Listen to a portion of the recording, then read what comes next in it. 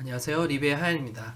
오늘은 돋보기 툴, 그리고 손바닥 툴, 그리고 색상 선택할 수 있는 컬러 피커에 대해서 한번 얘기해 보도록 하겠습니다. 우선 첫 번째로 이 손바닥 툴이 있는데요. 이 손바닥 툴은 큰 이미지가 있을 경우에 이렇게 확대되거나 큰 이미지가 있을 때 우리가 자유롭게 이렇게 화면 캔버스라고 하죠. 화면이 이렇게 움직여야 되는데 어떻게 움직여야 될지에 대해서 한번 알아보도록 하겠습니다. 이걸 바로 손바닥 툴이라고 하는데 보통 이거를 클릭해서 클릭 드래그로 사용하는 것이 아니라 다른 툴을 사용하는 중에 스페이스 키, 키보드 스페이스 키를 꾹 눌러주면 바로 손바닥 툴로 이렇게 변형이 됩니다. 이 상태에서 클릭 드래그를 해서 원하는 사진의 위치로 이동을 시킬 수가 있죠.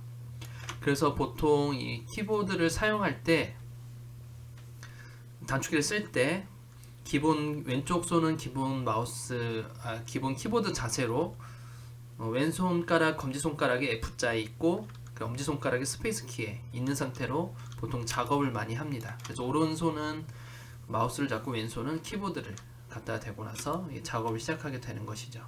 그래서 이 화면 움직일 때는 스페이스 키, 왼쪽 손 엄지손가락으로 스페이스 키를 누르면서 움직이게 되고요.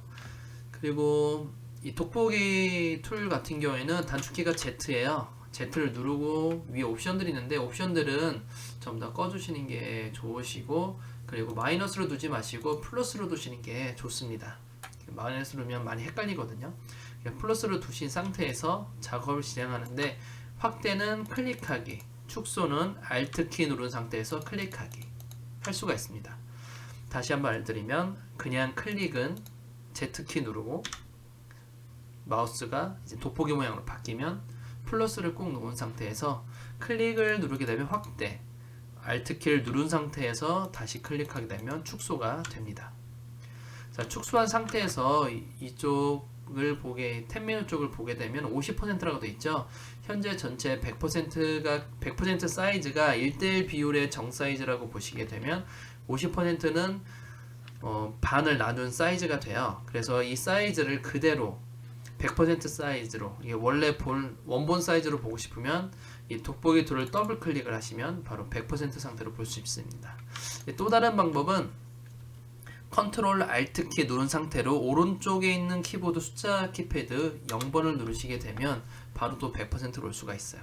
총 두 가지 방법이죠. 한 번은 돋보기 툴을 더블 클릭한다. 또 한 번은 컨트롤 알트 플러스 숫자 0, 위에 있는 숫자가 아니라 오른쪽 숫자 키패드에 있는 오른쪽 숫자 0을 누르시면 100%가 됩니다.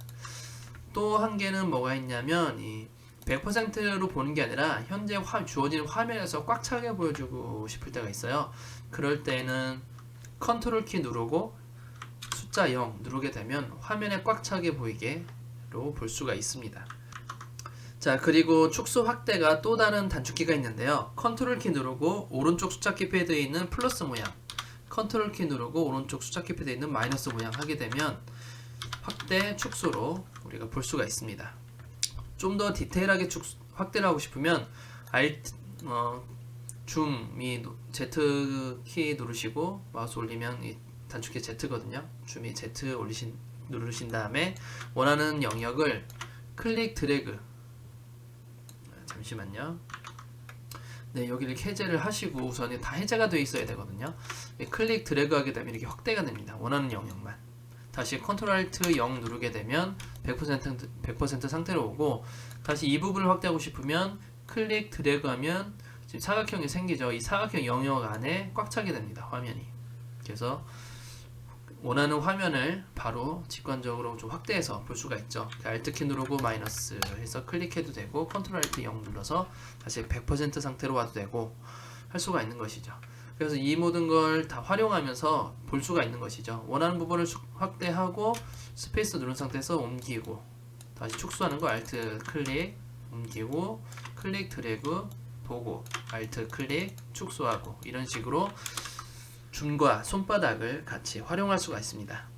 다음 추가로 이 컬러 피커에 대해서 한번 얘기할 텐데요. 컬러 피커는 기본적으로 전경색과 배경색으로 나눠집니다. 색을 총 두 가지를 미리 저장해서 쓸 수가 있는데, 검은색과 흰색이 있고, 전경색을 누르게 되면 원하는 컬러 피커가 나오고 색을 저장할 수 있고, 뒤에 있는 배경색을 누르게 되면 또 마찬가지로 원하는 색깔을 따로따로 넣을 수가 있습니다. 이 상태에서 다시 검정색, 흰색, 정경색은 검정색, 배경색은 흰색을 놓고 싶으면 알파벳 D 키만 누르시게 되면 알파벳 D 키만 누르시게 되면 정경색, 검은색, 배경색 흰색으로 줄 수가 있고요. 이 반전을 시키고 싶으면 X 키를 누르면 반전이 됩니다. 예를 들어 전경색은 빨간색이고 배경색은 파란색으로 놨다 했을 경우에 두 색을 바꾸고 싶어요. 이 바꾸고 싶을 때가 왜 나오게 되냐면 마켓 툴로 색을 채웠어요. 근데 나는 갑자기 파란색으로 채우고 싶어. 잠깐만요.